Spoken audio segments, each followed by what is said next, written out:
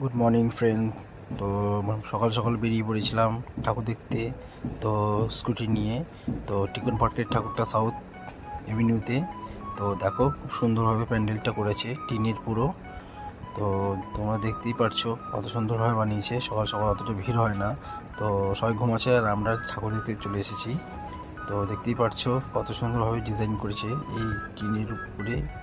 খুবই সুন্দর, এটা টিনের প্যান্ডেল, পুরোপুরি টিনের প্যান্ডেল করেছে। তো এখানে অনেক রকমের মানে ট্যাটু বিকেছে। তো এই ম্যাডাম প্রচুর ভিডিও করছিল, তো দেখতেই পারছো তোমরা।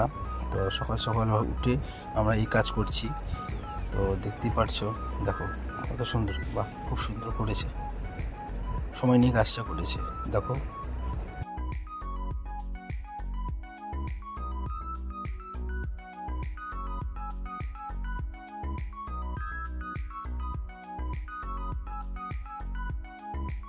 তো সকাল সকাল ঠাকুর দেখতে চলে এসেছি বন্ধুরা। কী করবো, ঘুম হচ্ছে না, তাই ঠাকুর দেখতে চলে এসেছি মায়ের দর্শনে। তো দেখতেই পাচ্ছ সকাল সকাল আমি ঠাকুর দেখতে চলে এসেছি। খুব সুন্দর হয়েছে প্যান্ডেলটা এবারে চিকন পার্কে। দেখতেই পাচ্ছ বন্ধুরা, অসাধারণ লাগছে মাকে।